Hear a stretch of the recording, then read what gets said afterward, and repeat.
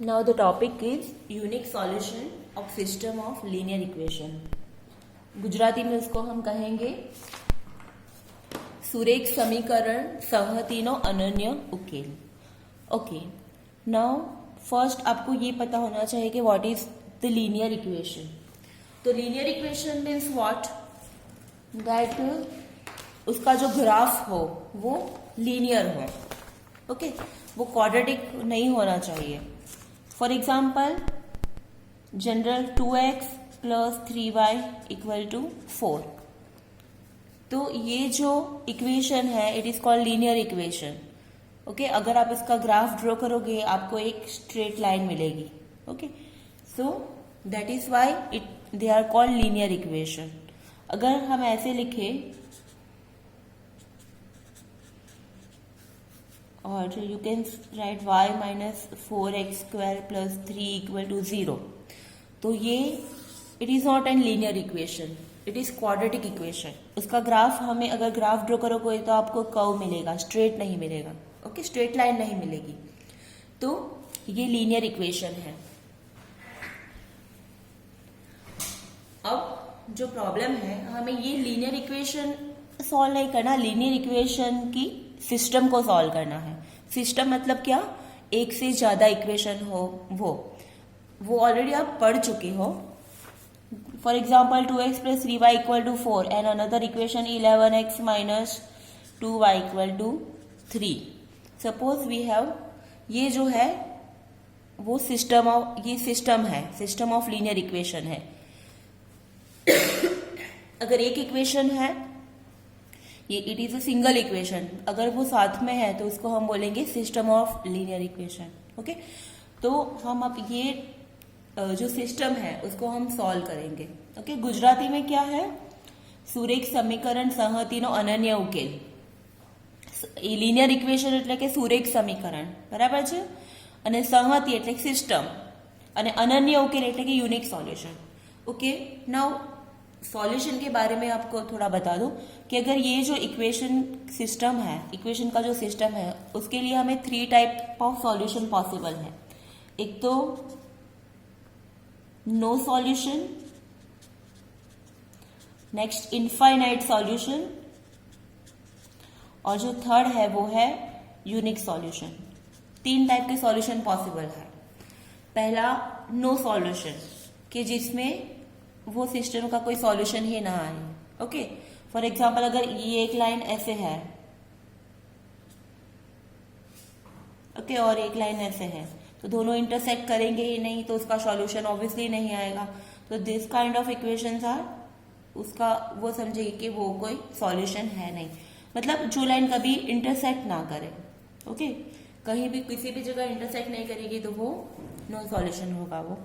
Next is an infinite solution. Infinite solution मतलब कि जिसमें एक से ज्यादा हमारे पास सॉल्यूशन हो, इनफाइनाइट नंबर ऑफ सॉल्यूशन हो हमारे पास.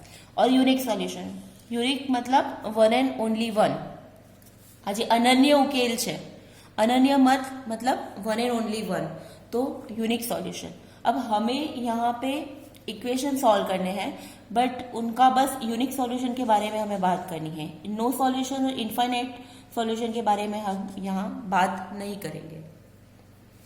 ओके, हमारे जो सिलेबस में है वो बस यूनिक सॉल्यूशन के बारे में ही है. तो हम बस ये जो इक्वेशन है उसकी यूनिक सॉल्यूशन के बारे में हम सीखेंगे.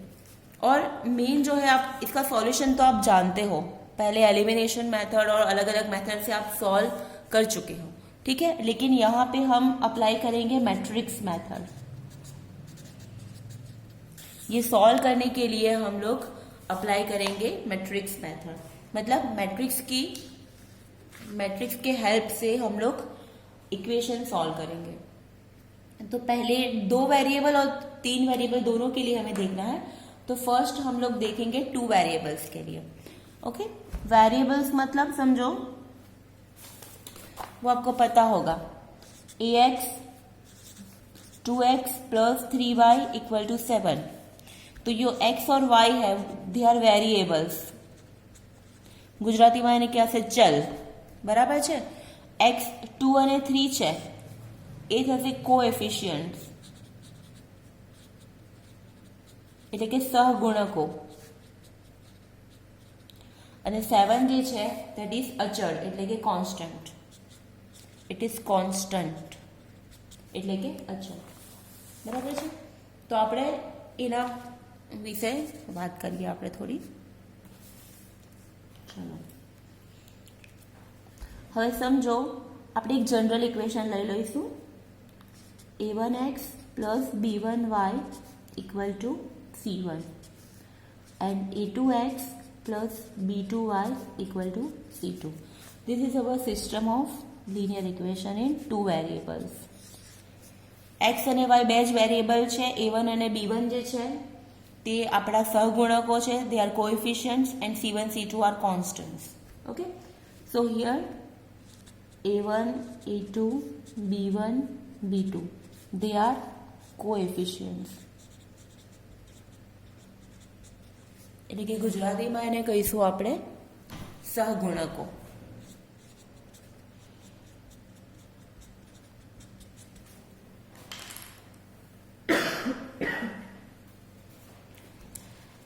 C1 and C2 they are constant, अचड़. ओके, अचड़ constants. And x and y है they are our variables.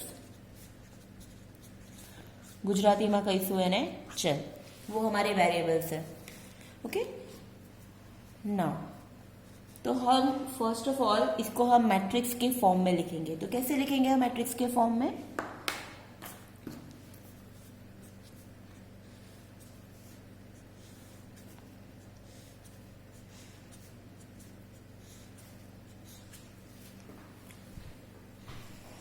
पहले जो मैट्रिक्स स्क्वायर मैट्रिक्स है उसमें a1 a2 b1 b2. Next जो मैट्रिक्स है दैट इज कॉलम मैट्रिक्स, उसमें आएगा x और y. और जो लास्ट में इक्वल टू के बाद जो है कॉलम मैट्रिक्स उसमें आएगा c1 c2. ओके, अब आप देख सकते हो, आप मैट्रिक्स मल्टीप्लिकेशन करो. मैट्रिक्स मल्टीप्लिकेशन कैसे करते हो? फर्स्ट मैट्रिक्स की रो, सेकंड मैट्रिक्स की कॉलम. ठीक है, तो a1x plus b1y first row हो गई. फिर नेक्स्ट a2x प्लस b2y. अब यहाँ पे इक्वल टू है तो a1x plus b1y equal to c1 हो गया first equation. a2x plus b2y equal to c2, तो ये हो गया सेकंड इक्वेशन. तो ये इक्वेशन को हमने मैट्रिक्स के फॉर्म में लिखा. अब ये जो मैट्रिक्स है उसको हम नाम देते हैं कैपिटल ए, इसको नाम देते हैं कैपिटल एक्स, और ये है capital B. Fine. Capital letters denoted matrices, वो हमें ध्यान रखना है. स्मॉल लेटर्स हो गए तो वो एलिमेंट्स हो गए, लेकिन कैपिटल लेटर्स है वो मैट्रिक्स रिप्रेजेंट करते हैं. तो हमारी इक्वेशन क्या हो गया? Matrix A into matrix X equal to matrix B. Okay, अब हम दोनों साइड ए इनवर्स से मल्टीप्लाई करेंगे. तो A inverse A X equal to A inverse B. दोनों साइड ए इनवर्स से मल्टीप्लाई किया. अब ये हमें पता है A inverse into A, matrix का उसके इनवर्स के साथ मल्टीप्लाई करो तो मिलेगा हमें identity matrix I into X equal to A inverse into B. तो आई इंटू एक्स, कोई भी मैट्रिक्स को आई से मल्टीप्लाई करो, I is an identity matrix, तो हमें क्या मिल जाएगा? Only x. अब देखो, एक्चुअली ये सॉल्व करने के लिए हमें क्या करना है, उसमें जो अननोन है उसकी वैल्यू फाइंड करनी है. इसमें अननोन क्या है? हमारे वेरिएबल्स हमारे x और y. So x and y is our unknown. तो हमें x और y वैल्यू फाइंड करनी है. तो x और y की वैल्यू फाइंड करनी है, मतलब हमें कैपिटल X फाइंड करना है. ओके, तो यहाँ पे हमें कैपिटल X मतलब मैट्रिक्स X क्या मिला हमें? A inverse into B. So ये हो गया हमारा सॉल्यूशन. अगर हम मैट्रिक्स एक्स और वाई की वैल्यू चाहिए हमें, तो हमें अल्टीमेटली मैट्रिक्स एक्स फाइंड करना पड़ेगा. मैट्रिक्स एक्स कैसे मिलेगा हमें? ए इनवर्स इंटू बी करके. फाइन. तो हमें मैट्रिक्स एक्स फाइंड करने के लिए ए इनवर्स डॉट बी करना पड़ेगा. तो ये हो गया हमारा सॉल्यूशन. अब हमें ए इनवर्स फाइंड करना तो आता है. ए इनवर्स कैसे फाइंड करेंगे? ए इनवर्स फाइंड करेंगे 1 upon determinant of A into adjoint of A. ये अगर ए इनवर्स हमें मिल जाए तो फिर ए इनवर्स मैट्रिक्स को हम बी से मल्टीप्लाई कर देंगे, B is C1 C2। Okay, वो हमें इक्वेशन में दिया गया है। तो हम that is how we can find matrix X. So 3 variables के लिए भी सेम ही है, मैं आपको बता देती हूँ यहाँ पे नोट्स में directly. I am not writing again. 3 variables की अगर सिस्टम है,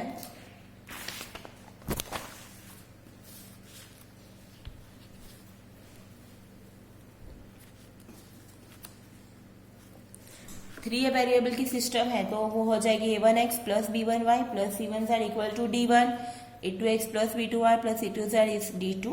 यहाँ पे हमारे पास x y z, here we have 3 variables, okay, और 3 इक्वेशन। अच्छा, वो ध्यान रखो कि अगर हमारे पास यूनिक सॉल्यूशन चाहिए तो हमें टू इक्वेशन है। अगर 2 इक्वेशन है तो 2 वेरिएबल्स होने चाहिए। 2 वेरिएबल्स है तो 2 इक्वेशन होने ही चाहिए, ठीक है। तभी हमें अगर यूनिक सॉल्यूशन या इनफाइनाइट सॉल्यूशन मिल सकता है। यूनिक सॉल्यूशन, कोई भी सॉल्यूशन मिल सकता है। और यहाँ पे भी देख लो आप, यहाँ पे we have X Y Z, here we have total 3 variables, तो यहाँ पे हमें 3 इक्वेशन होने चाहिए, तभी उसका यूनिक सॉल्यूशन हम फाइंड कर सकते हैं। अगर इक्वेशन कम है तो इसका इनफाइनाइट सॉल्यूशन हमें मिलेगा, ओके। तो यूनिक सॉल्यूशन के लिए अगर हमारे पास 3 वेरिएबल्स है एक्स वाई जेड तो कंपलसरी 3 इक्वेशंस होने चाहिए। अगर 2 वेरिएबल्स है एक्स एंड वाई तो हमारे पास 2 इक्वेशन होने चाहिए। तो यहाँ पे हमारे पास 3 इक्वेशन है, तो उसको मैट्रिक्स फॉर्म में अगर लिखते हैं तो a1 a2 a3 b1 b2 b3 c1 c2 c3 is first matrix capital A। फिर एक्स वाई जेड को कॉलम मैट्रिक्स में लिखो equal to d1 d2 d3। यहाँ पे d1 d2 d3 हमारे कांस्टेंट है, तो ये हो गया matrix A, matrix capital X और मैट्रिक्स कैपिटल B।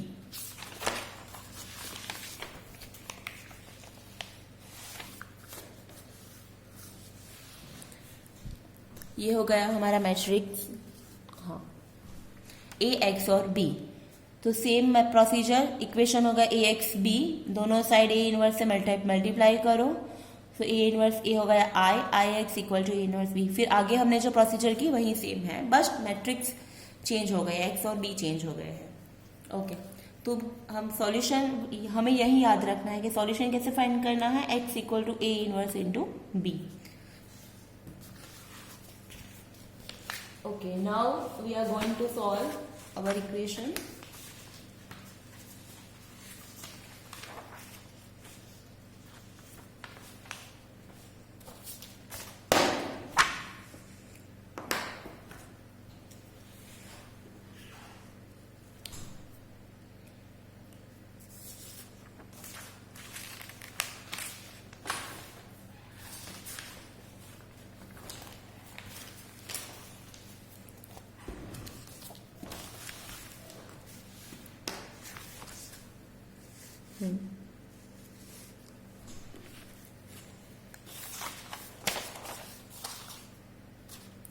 क्वेश्चन होगा हमारा solve the following system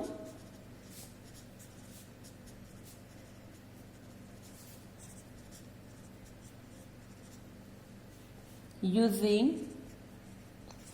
matrix method.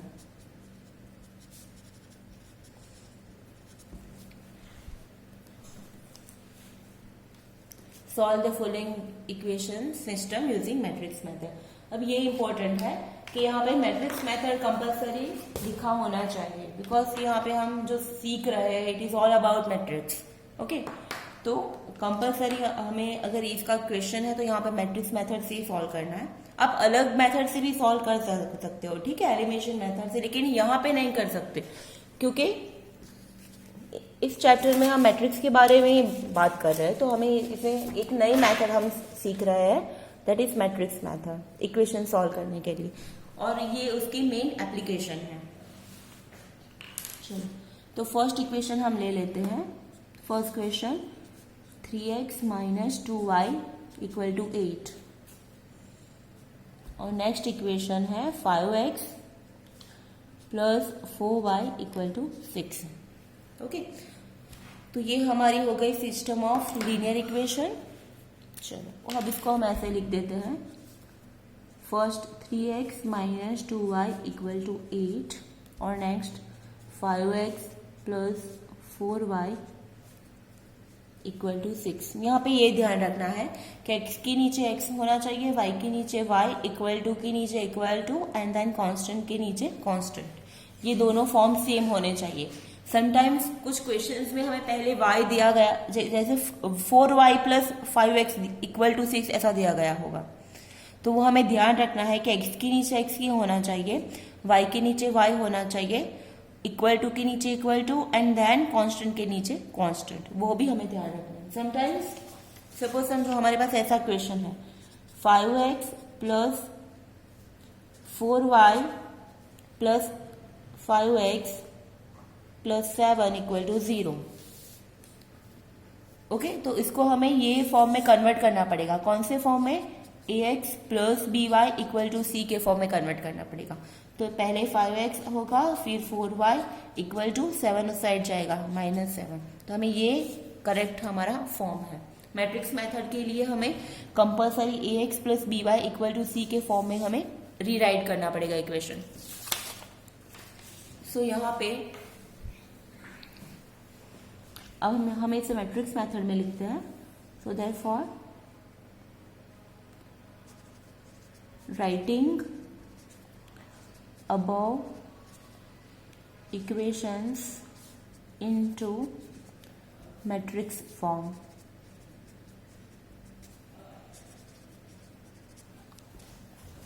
Okay, तो पहले हो जाएगा हमारा square matrix, then column matrix equal to, then again column matrix. First matrix में हमें सारे कोएफिशिएंट्स लिखने हैं, मतलब के सहगुणकों।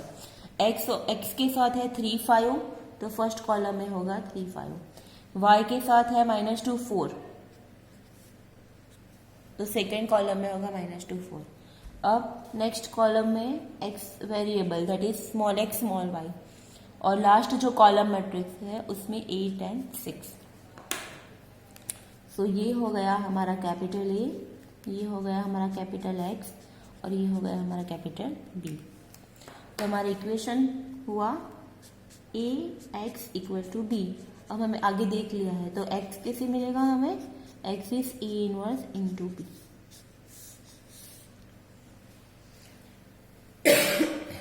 आगे मैंने आपको दिखाया ना यहाँ पे कि x कैसे फाइंड करेंगे, x is a inverse dot b। ये सब मेथड यहाँ पे, ये तो एक्सप्लेनेशन है ये मेथड का। अब हमें डायरेक्ट एग्जाम्पल सॉल्व करें तो ये डायरेक्ट लिखना है x is a inverse into b। तो first we have to find a inverse and then a inverse को b से मल्टीप्लाई करना पड़ेगा। तो फर्स्ट हमें क्या करना पड़ेगा? First to find a inverse, हमें a इनवर्स फाइंड करना पड़ेगा। तो a इनवर्स फाइंड करने की हमने लास्ट लेक्चर में वही किया था, इनवर्स फाइंड किया था। सो a इनवर्स की फॉर्मूला क्या है? 1 determinant of a into adjoint of a। तो देयरफॉर हम पहले डिटर्मिनेंट ए फाइंड करेंगे। Determinant of A equal to 3 5 -2 4, 4 3 are 12 minus 5 into 2 -10। So minus minus यहाँ पे हो गया +10। So 12 + 10 that is 22।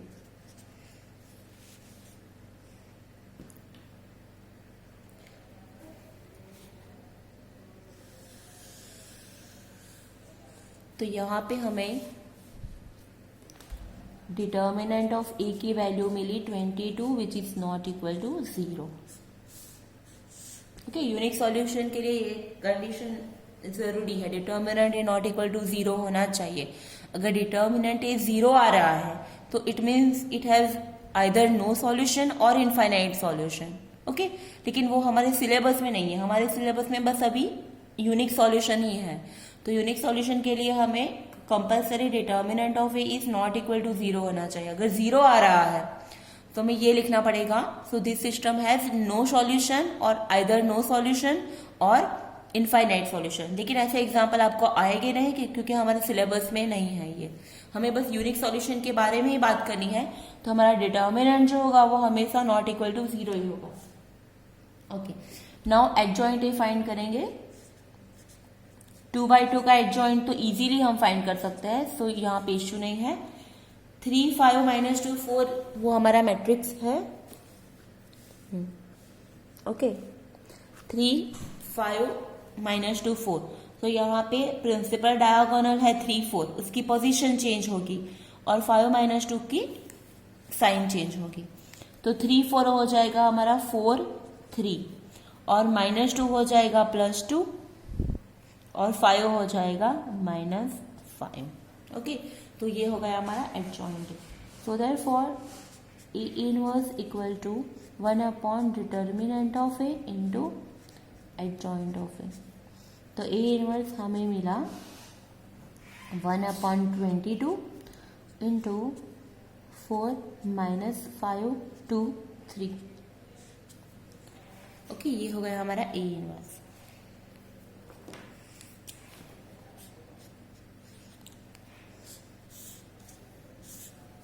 This is result number 2। अब हमें ये ध्यान रखना है यहाँ पे कि 1/22 को अंदर मल्टीप्लाई नहीं करना है, क्योंकि अभी हमें सॉल्यूशन के लिए ए इनवर्स एक्स क्या है हमारा ए इनवर्स इंटू बी। ठीक है, तो ए इनवर्स को बी से हमें मल्टीप्लाई करना है। अगर हम 1/22 को अंदर मल्टीप्लाई कर देंगे तो वो टफ हो जाएगा हमारे लिए थोड़ा। ठीक है, तो वो टफ ना हो इसीलिए हम वो बाद में 1/22 को हम बाद में मल्टीप्लाई करेंगे। तो अभी एज इट इज रखो। तो हमारा सॉल्यूशन है x equal to A inverse into B. तो ए इनवर्स है हमारा 1/22 4 - 5 2 3 एंड मैट्रिक्स बी है हमारा 8 6। ओके, अब कैसे मल्टीप्लाई करेंगे? दो मैट्रिक्स के मल्टीप्लिकेशन के लिए फर्स्ट मैट्रिक्स की रो है और सेकंड मैट्रिक्स की कॉलम है। ओके, तो 4 × 8 that is 32 plus 6 × 2 that is 12। ये मैट्रिक्स मल्टीप्लिकेशन हो गया। सेकंड रो सेकंड कॉलम 8 × -5 -14 और 6 × 3 +8।